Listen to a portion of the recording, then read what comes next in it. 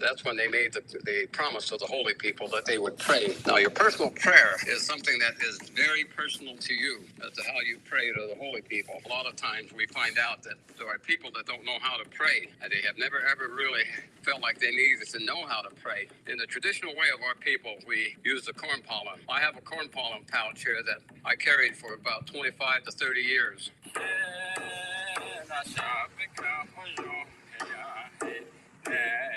In the traditional teaching of our Dene, one of the things that we're always encouraged is to that is to say that we as Dene, we must always be able to pray. And so prayer is a teaching that has a lot of history. And the actual beginning of the history is the language. Sad is the meaning of the words.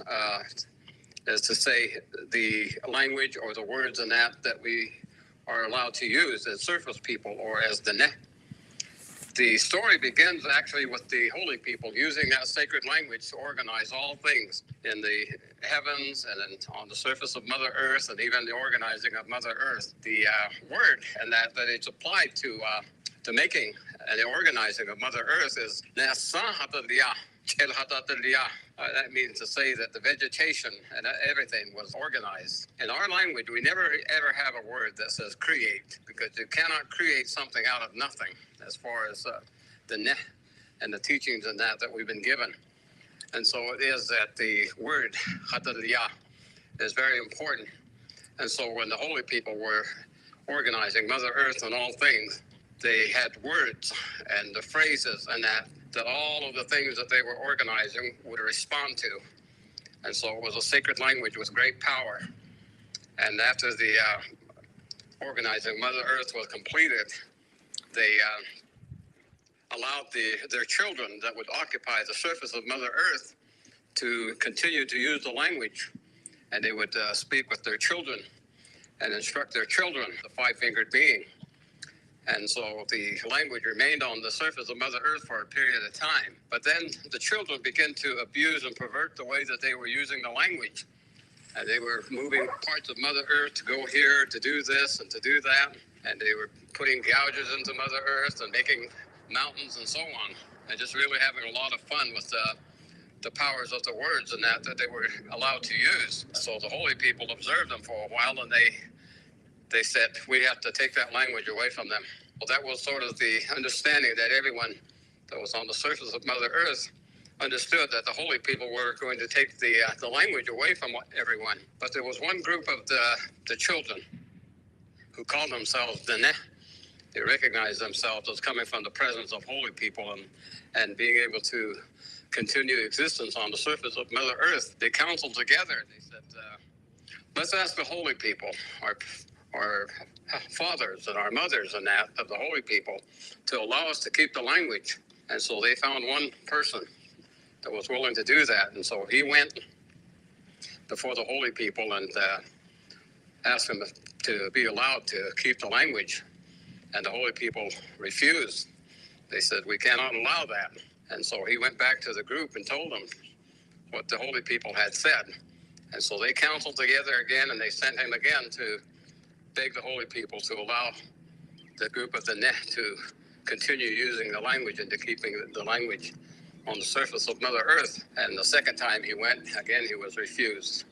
So he went a third time after they counseled together, and again, he was refused to keep the language. And finally, they counseled longer, and they said, let's make some promises to the holy people. Let's make some real serious promises to the use of the language, that we will not abuse the language, that we will not misuse the language, and that we'll use it only for certain sacred purposes and to raise our families. And so the fourth time, this representative went before the holy people, and the holy people responded to his proposal that the language would be used only in sacred purposes and used in sacred ways and would never be abused. And also the other thing is that they wanted to learn how to have all of the Net being able to communicate with the holy people. And so the way that they said that you will communicate with us then hereafter is through what would be considered citizen being, and that's an important teaching. Is a word that we use, and so much that in the world today, among the word hatzi, that is an important word. It is a very sacred word in the way that it should be used. I see them using it at chapter meetings, and they say hatzi, and then they think they are saying, "Give me permission to speak." That's not the correct way to say the word and to use the word. The first time that the word hatzi is used in your lifetime is when you first, as a child, begin to speak. Hatzi is the word that they give. And then thereafter, when you pray over the food before it is consumed or after it is consumed, you say, Chiyanya hatzi. That means you spoke a prayer for the food. And also it is that when you have a special occasion to say a prayer, they say, which is to say, use those words, the sacred words, to speak for us to the holy people. And so that is part of the promises that we made to the holy people, is to use the sacred words when we are saying prayers. Now, the idea of saying prayers and that, a lot of times we find out that there are people that don't know how to pray, and they have never, ever really felt like they needed to know how to pray. In the traditional way of our people, we use the corn pollen. I have a corn pollen pouch here that I carried for about 25 to 30 years, and it's pretty worn out. And so I had to get a new one. And so this is my new corn pollen pouch. And it doesn't have a whole lot of corn pollen inside of it, but I have enough to serve the purpose. But this is the corn pollen. It's a fine dust looking thing. It's as corn pollen is, as pollen is, it's collected from the tassels of corn. And during the time when the corn pollinates, you get up early in the morning. If there's no wind, you have a great big pan or something. You tap the tassel into the pan and you collect it. You go from corn plant to corn plant. The more corn plants that you have, the more that you can collect. So you would do this every other day or something until you had a good amount of the corn pollen. And that is what we use in a prayer offering. And when you use the corn pollen, you take a little pinch of it. You can just barely, just a little pinch of corn pollen. Might not even get a pinch. You might just be able to touch your finger to it, but touch the corn pollen to your tongue and then put a little bit of it on where your spiral is up on top of your head. And then what's left, you sprinkle to the direction east. And you offer up a prayer. Now, your personal prayer is something that is very personal to you as to how you pray to the holy people. That is your own communication with the holy people. And you do address them.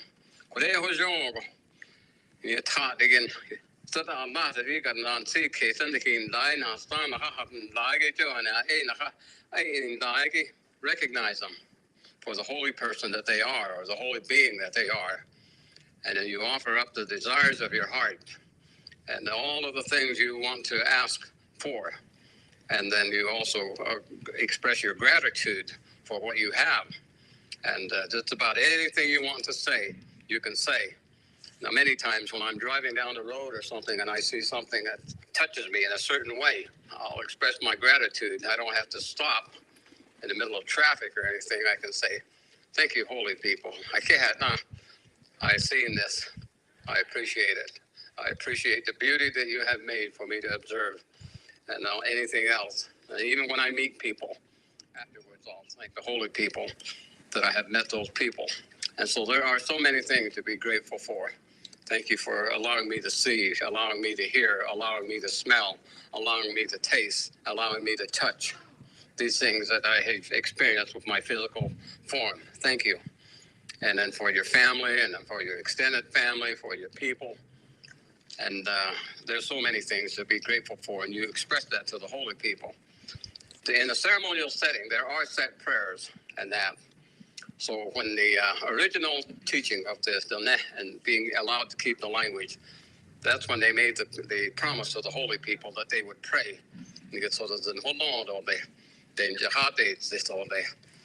And that's what we do is in sacred settings. So when at a chapter meeting, you say, that would almost mean to say, I am going to pray for you, or I'm going to offer up a prayer. And so the misuse of that word in saying hasti is not a good thing to do.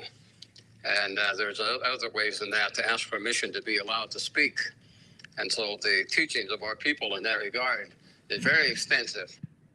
Now, recently we have shared with you several different topics in that in the traditional teachings. And since then, of course, I've had the opportunity to meet many wonderful people. And some of these people are not much older than myself, but they kind of get after me and they say, you're not telling people enough. And they kind of, what we would call hashke, yada hashke, is to say that they get after me and they tell me that I'm not telling you enough about these things. And so it is that maybe from here on out, I'll try to set a tone that gives you a little bit more information on some of these things and some of these topics and teachings. But the one about prayer is so very important. I think in Christianity, you have to recognize there are patterns for prayer in that. Sometimes I think that the Lord's Prayer is a good example as to a pattern of offering a prayer. And then the power of the words in that in prayer are so very important. And when I've looked at what Christianity has to offer, one of the greatest prayers that I have ever read, of course, is the one where Jesus is praying in the Garden of Gethsemane. And he is praying to his Father in heaven. And he has certain words in that he says that is so very important, that those powerful words in that are used in prayer, and that the words of your prayer have power, and they do have meaning. And the meaning comes from your heart and from your mind, from your spirit, from your very being. And so it's important to know how to pray and to be able to offer up prayers in a proper way, in a respectful way, and to worship your sacred being. And those are the things that we are told. And get told us in Holland.